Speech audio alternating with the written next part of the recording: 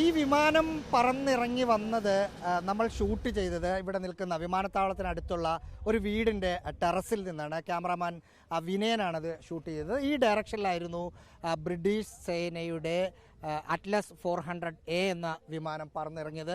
നമ്മൾ കുറേ വിമാനങ്ങൾ പറന്നിറങ്ങുന്നത് പലവട്ടം കണ്ടിട്ടുണ്ട്, പക്ഷേ ഇതൊരു ഒന്നൊന്നര വിമാനമായിരുന്നു. ഇവിടെയൊക്കെ വന്നപ്പം ഭയങ്കര ബ്യൂട്ടി, കാണാനൊക്കെ അത്ര രസമുള്ള ബ്രിട്ടൻ്റെ വിമാനമായതുകൊണ്ടായിരിക്കും അതിനുള്ളൊരു മൊഞ്ച് അതിനുണ്ടായിരുന്നു. സാധാരണഗതിയിൽ ഇവിടെ ഒരു വിമാനം ഇറങ്ങിയാൽ നേരെ റൺവേയിലൂടെ പോയി ഏതാണ്ട് ശംഖുമുഖം അടുക്കുന്ന സ്ഥലം വരെ എത്തിയതിനു ശേഷമാണ് വിമാനം നിർത്തി തിരിച്ചു വരിക. പക്ഷേ ഈ വിമാനം നമ്മളിവിടെ ലാൻഡ് ചെയ്യുന്ന കണ്ടു. അതിനുശേഷം വളരെ കുറച്ച് സ്ഥലം പോയി അവിടെ നമ്മൾ സാധാരണ കാറൊക്കെ നിർത്തുന്ന പോലെ നിർത്തി പെട്ടെന്ന് തന്നെ തിരിച്ച് ആ ഭാഗത്ത്, എനിക്ക് തോന്നുന്നു നമ്മുടെ ഈ ദൃശ്യങ്ങളിൽ കാണാമെന്ന് തോന്നുന്നു, ആ കിടക്കുന്ന പൊസിഷനിൽ വിമാനം എത്തി. അതിന് അപ്പുറത്താണ് ആ F-35 എന്ന നന്നാക്കാനുള്ള അറ്റകുറ്റപ്പണികൾക്കായി കിടക്കുന്ന, പറപ്പിക്കാൻ പറ്റാതെ കിടക്കുന്ന ഒരു വിമാനം കിടക്കുന്നത്. ഈ വിമാനം അറ്റ്ലസ് 400 വന്നതുകൊണ്ട് ഒരു കാര്യം നമുക്ക് വ്യക്തമാണ്. നേരത്തെ പല മാധ്യമങ്ങളും, അന്താരാഷ്ട്ര മാധ്യമങ്ങളും ദൃശ്യമാധ്യമങ്ങളുമൊക്കെ ദേശീയ മാധ്യമങ്ങളുമൊക്കെ റിപ്പോർട്ട് ചെയ്തിരുന്നത് ഇവിടെ കിടക്കുന്ന F-35ൻ്റെ ചിറകുകൾ അഴിച്ചെടുത്ത് കൊണ്ടുപോകും, അത് എയർലിഫ്റ്റ് ചെയ്ത് കൊണ്ടുപോകും. 17 ഗ്രാൻഡ് മാസ്റ്റർ എന്ന വിമാനമാണ് വരുന്നത് എന്നായിരുന്നു പറഞ്ഞിരുന്നത്.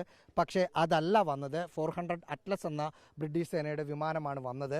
അതുകൊണ്ട് ഒരു കാര്യം ഉറപ്പാണ്, ഇവിടെ കിടക്കുന്ന F-35നെ എയർലിഫ്റ്റ് ചെയ്യുക എന്നത് ബ്രിട്ടീഷ് സേന ആദ്യ പരിഗണന നൽകുന്നില്ല. ഇന്ന് വന്ന വിമാനത്തിൽ 17 സാങ്കേതിക വിദഗ്ധരാണ് ഉള്ളത്. ഇത് വിമാന കമ്പനിയായ അമേരിക്കയിലുള്ള കമ്പനിയുടെ ആളുകൾ കൂടി അതിനകത്തുണ്ട് എന്ന് മനസ്സിലാക്കുന്നു.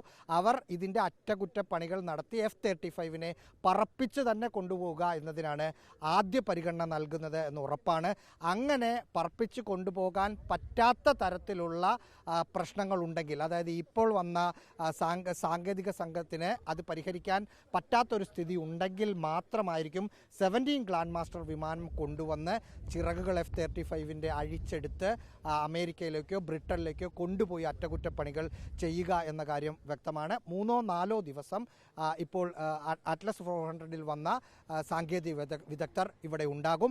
അതിനുശേഷം സാങ്കേതിക പ്രശ്നങ്ങൾ പരിഹരിച്ചാൽ പറപ്പിച്ച് കൊണ്ടുപോവുകയും ചെയ്യും. ഒപ്പം തിരുവനന്തപുരം വിമാനത്താവളത്തിൽ ജൂലൈ 14 മുതൽ ഈ വിമാനം കിടക്കുകയാണ്. ആ വിമാനം അവിടെ കിടന്നതിൻ്റെ, അത് സംരക്ഷിച്ചതിൻ്റെയൊക്കെ ഫീസുകൾ കൂടി വിമാനത്താവള അധികൃതർക്ക് അടയ്ക്കേണ്ടി വരും ബ്രിട്ടീഷ് സേന. അതിനുശേഷമായിരിക്കും നടപടിക്രമങ്ങൾ പൂർത്തീകരിച്ച് തിരിച്ച് കൊണ്ടുപോവുക.